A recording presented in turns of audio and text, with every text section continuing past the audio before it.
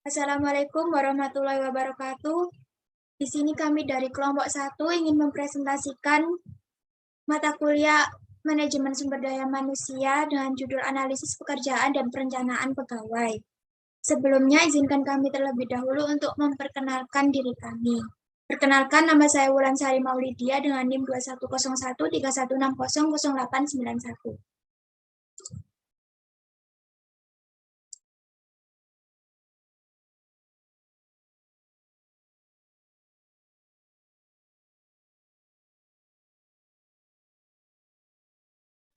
Perkenalkan, nama saya Regita Diva dengan NIM 21013160898.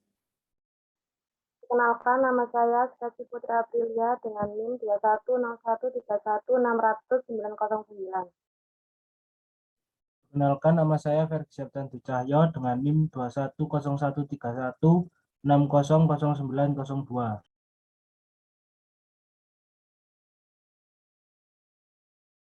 Pengertian analisis pekerjaan. Analisis pekerjaan adalah penyelidikan yang tepat, memeriksa dan mencatat tanggung jawab, kewajiban, kemampuan, akuntabilitas, tempat kerja, dan kebutuhan kapasitas pekerjaan tersebut. Pengertian dari perencanaan pegawai, yaitu perencanaan pegawai atau sumber daya manusia adalah serangkaian kegiatan atau aktivitas yang dilakukan secara sistematis dan strategis yang berkaitan dengan peramalan kebutuhan tenaga kerja atau pegawai di masa yang akan datang dalam suatu organisasi, yaitu publik, bisnis, dengan menggunakan sumber informasi yang tepat guna penyediaan tenaga kerja dalam jumlah dan kualitas sesuai yang dibutuhkan. Berikutnya yaitu tujuan analisis pekerjaan. Tujuan analisis pekerjaan. Analisis pekerjaan juga dibagi untuk berbagai tujuan. Berikut dari tujuan dari analisis pekerjaan.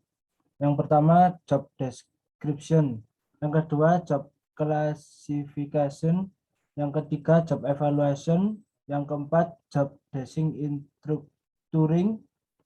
Yang kelima, personal recruitment atau specification. Yang keenam, performance appraisal. Yang ketujuh, worker training. Kedelapan, worker mobility. Kesembilan, efisiensi. 10, safety. 11, human resource planning. 12, legal atau quasi legal requirement.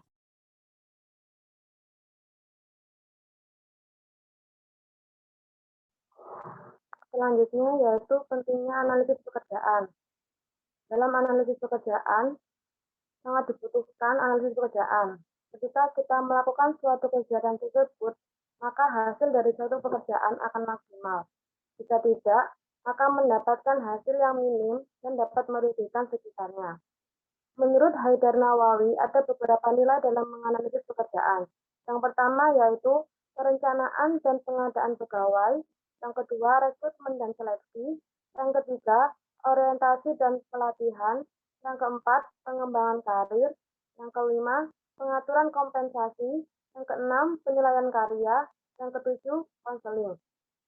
Selanjutnya, pentingnya perencanaan pegawai. Dalam sebuah organisasi sangat diperlukan yaitu perencanaan pegawai.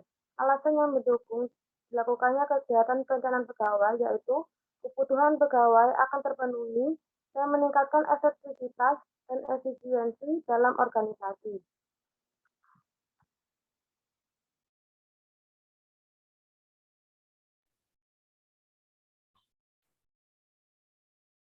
Selanjutnya, prinsip analisis pekerjaan. Menurut Sugiono, tahun 2016 mengungkapkan ada beberapa prinsip dari analisis pekerjaan. Antara lain, yang pertama, batas waktu pada suatu pekerjaan harus ditentukan secara jelas dan menyangkut kewenangan pekerjaan. Yang kedua, analisis pekerjaan harus didasarkan pada fakta di kehidupan dan didukung dengan data yang harus benar dan bisa dipercaya. Yang ketiga, proses aktivitas dalam suatu pekerjaan harus tersusun secara kronologis untuk memberikan kemudahan dalam hal analisis dan evaluasi. Dan yang keempat, situasi lalu kondisi pekerjaan harus diperhatikan. Lalu ada juga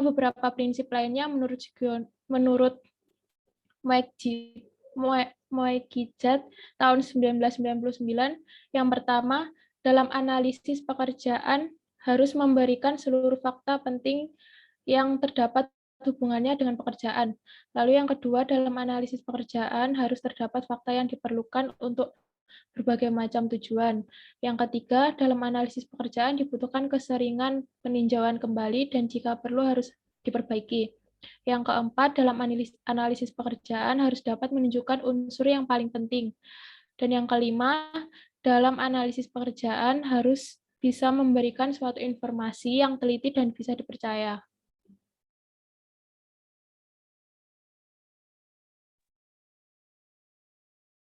Baik, sekian dari kelompok kami.